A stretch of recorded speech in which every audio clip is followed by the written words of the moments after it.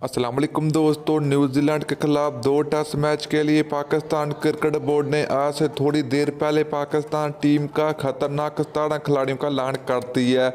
तो आइए आपको इस वीडियो में बताते हैं कि न्यूजीलैंड के खिलाफ पहले टेस्ट मैच के लिए पाकिस्तान टीम का खतरनाक स्क्वाड क्या होगा, वो कौन से खिलाड़ी पाकिस्तान टीम का हिस्सा होंगे, मुकम्मल तफसील आप लोगों को इस वीडियो में बताएंगे। तो दोस्तों, अगर आप लोग चैनल पर पहली मरतबा तो बड़े बेबानी बिल्कुल फ्री में चैनल को सब्सक्राइब करके साथ लगी बेल आइकन जरूर प्रेस कर देनी है। तो चलिए दोस्तों, पाकिस्तान टीम का खतरनाक स्कोर देख लेते हैं। तो पहले नंबर की बात करें तो ओपनर बल्लेबाज शान मकसूद होंगे। यहीं पे दूसरे नंबर की बात करें तो इमरान भट्ट होंगे। नंबर 3 की बात करें तो पाकिस्तान टीम के ऑलराउंडर फहीम अशरफ होंगे। नंबर 4 की बात करें तो पाकिस्तान क्रिकेट टीम के फास्ट बॉलर सेल खान होंगे।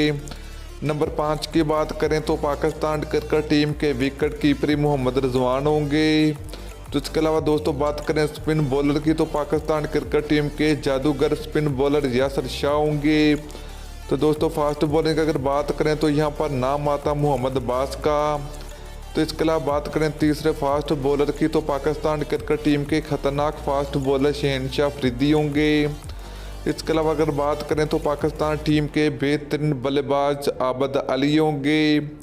तो दोस्तों दूसरे लेग स्पिनर की अगर बात करें तो पाकिस्तान टीम के कप्तान शादाब खां होंगे। इसके अलावा अगर बात करें तो पाकिस्तान टीम के लेफ्ट हैंड बल्लेबाज आरिस सोहेल भी होंगे।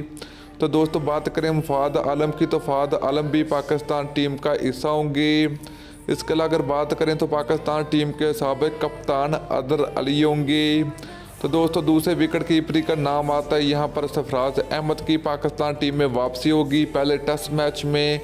तो इसके अलावा अगर बात करें हम दूसरे फास्ट बॉलर की तो पाकिस्तान क्रिकेट टीम के दूसरे फास्ट बॉलर नसीम शाह होंगे।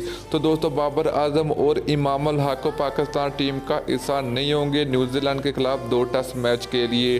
तो दोस्तों वीडियो अच्छी लगी हो तो वीडियो को लाइक और शेयर ज़रूर कर दीजिए। फिर मिलते हैं किसी और वीडियो में। अल्लाह हाफिज़।